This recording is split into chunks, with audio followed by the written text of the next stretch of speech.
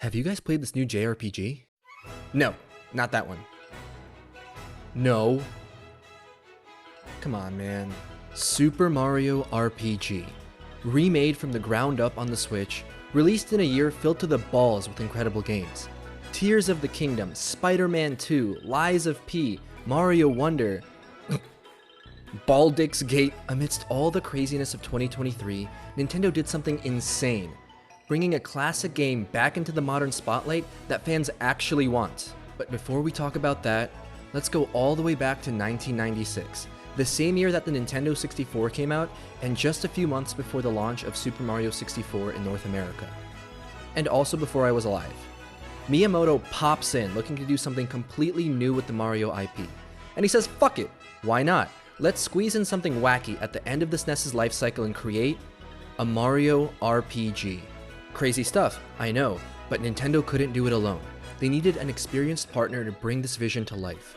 Enter Square, the studio responsible for legendary titles like Final Fantasy IV and also Final Fantasy VI.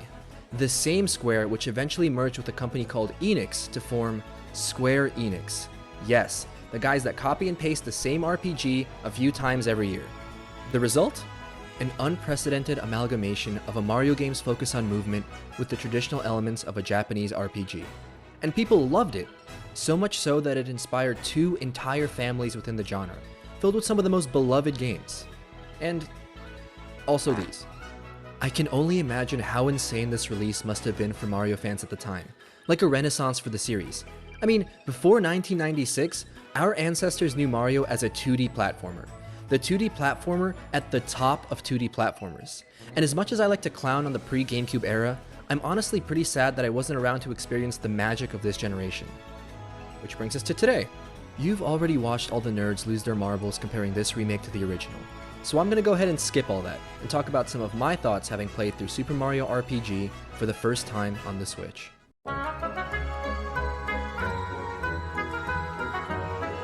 Super Mario RPG is known for its compelling story.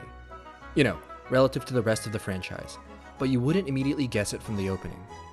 It's a bright, sunny day, Princess Peach is playing in the grass with flowers and butterflies, la la la, but you know Bowser is up to his usual shenanigans. It's another day at the office, but instead of fumbling around an entire video game, Mario blasts right through the front door and immediately gives him the drunk stepdad special. Alright, I wonder where we're going with this. What's that? Next thing you know, a giant, sentient sword falls out of the sky, destroying a mysterious star-shaped object before crashing directly into the castle and sending the gang flying in different directions. What was that object? Who is the enemy? What's going on here? Right off the bat, you're forced to let go of your preconceived expectations and just jump into this new, interesting world. You rescue some mole children from an Italian that wants to be famous, you storm a wedding, Shrek style, to save Princess Peach from being forcibly married, which happens kinda pretty often in the series. Weird. You fight a big booby lady trying to take over a kingdom of cloud people by convincing them their prince is a bird. There are fucking Power Rangers in this game. You have to remember that Mario RPG was created in 1996. There were no rules, and it's exciting. The game doesn't take itself too seriously, which lets the writing have this unique level of creativity and charm that's so refreshing when compared to modern games. It's honestly so fun to just run around each new town and hear all the random, out-of-pocket shit the NPCs have to say. And this somehow makes the world feel like a real, lived-in place. Toad couples get married, you're forced to work off your debts. The characters change and react to the things happening around them, breathing life into this fictional world, especially when experienced through the perspectives of the main party. Like the two new characters introduced and then forgotten forever. Mallow is a cloud person who thinks he's a tadpole, and he's also the biggest pussy pretty much ever, which sets him up perfectly to develop over the story, overcoming his weakness to find his real family and accept his role as Prince of Nimbusland. Gino is a celestial spirit that possesses a wooden doll in order to collect the 7 star pieces scattered across the world at the beginning of the game. And he's really cool. Then you've got Bowser, who's just a sassy dickhead, always talking trash, but eventually fitting into the party so well as the story goes on. And Peach is also in the game. Individually, these aren't exciting characters, but the more their personalities clash and interact, the more you watch their goals and ambitions come together throughout the narrative, the more engaged you become with the story. Bowser's even got jokes. And this is all wrapped up in honestly one of my favorite soundtracks in the franchise. Seriously, I think Mario RPG is up there with Sunshine and the Galaxy games. Maybe, I don't know. There's just so much consistency with the score. It doesn't matter if you're in an important area or just popping by, fighting a dragon or an egg. Every single track is so energetic and impactful. Tadpole Pond has this amazing steel drum melody with whistles and trumpets, and you're literally just here to talk to an NPC named Frog Fuchsius in the original game. And then you have Booster's Tower, where you encounter the biggest clown in the entire game, running around playing with trains and throwing tantrums, and the composer made this? Like what? You can even pop on the classic music whenever you want. Super Mario RPG wears its personality on its sleeve.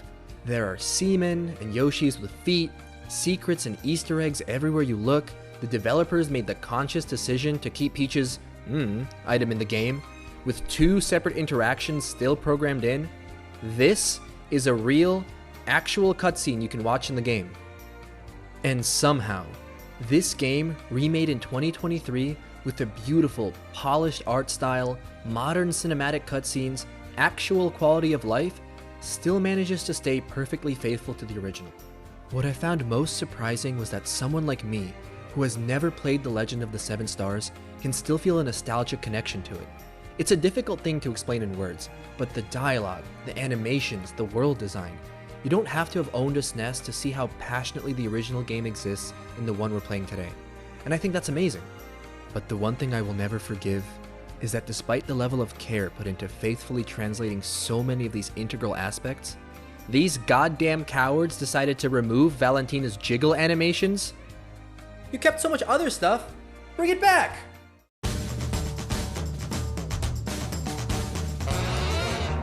Super Mario RPG is this unique stir-fry of some classic 3-ish D overworld platforming with some old-school, no-nonsense JRPG gameplay. You run around exploring an interesting new world, interacting with NPCs and completing quests in order to move from area to area, but the most significant change for Mario fans is obviously the combat.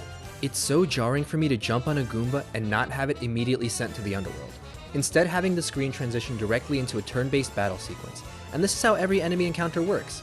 You have physical attacks, you can use magic, throw out some items, swap out party members without breaking up the flow, blah blah blah, RPG mechanics. But the fun comes from each character having unique strengths and a variety of moves you can mix and match as you play.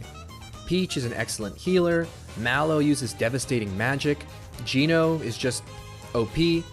Every character has their own individual utility, but if you're trying to 100% this game, you're pretty much always starting out with Mallow and spamming Thought Peek to see what kind of crazy stuff the enemy is thinking.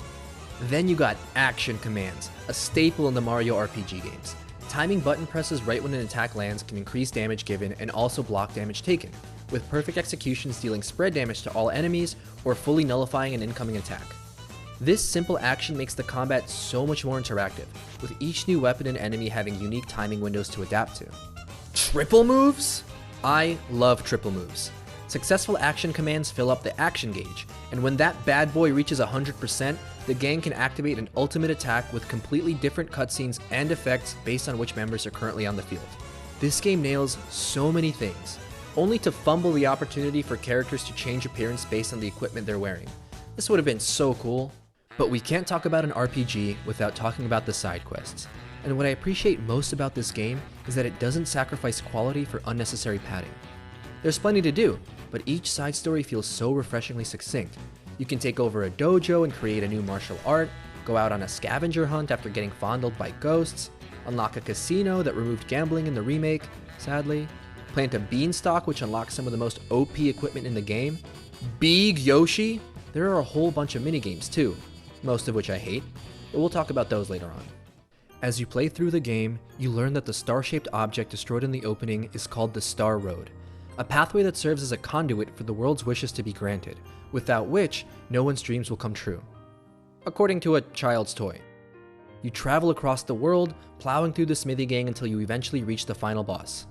Not that one, in a dimension completely separate from your own. And finally, after an exciting battle with incredible music, you watch the credits roll with one final homage to the game where it all started. I couldn't really think of a nice way to transition to the next part, so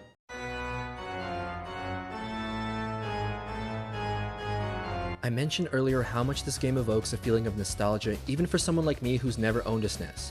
And that's primarily because some of the endgame challenges required for the 100% are complete BS. Honestly, that era was a goddamn jungle. Absolutely no thought or restraint with these insane developers just throwing out challenges completely haphazardly. There's a lot to include here, so let's talk about some of the highlights. Once you defeat Smithy and complete the main story, you'll earn a star in your save file marking it cleared. Except for the fact that there's a post-game now, idiot! Mario wakes back up at his pad and he's got some more work to do, specifically rematching some of the bosses from the main game with brand new strategies and gimmicks. Defeating them will unlock useful gear for the gang and also change some of the scenes in the epilogue, which is pretty cool. Along with equipment, there are a bunch of unique items to collect too, often through very convoluted and downright nonsensical ways, like the sheep attack which turns enemies into sheep to end battles, and the star egg that summons a dancing star to deal damage. But that's a whole thing. There is also a new monster list which contains a total of 235 entries to collect, only fully completed once you use Mallow's Thought Peek on the enemy, meaning you have to do that over 200 times. When you naturally miss a bunch of them, you can head over to a hidden NPC in Booster Pass who will sell you random missing entries for 3 frog coins a pop, and for all your hard work, you earn a nice shiny medal in the menu. Along with the monster list, the remake also introduces a scrapbook that saves 37 memories throughout your playthrough. Most of these will be unlocked automatically as you follow the main story, but there are a few additional memories that can only be unlocked by special events in the game.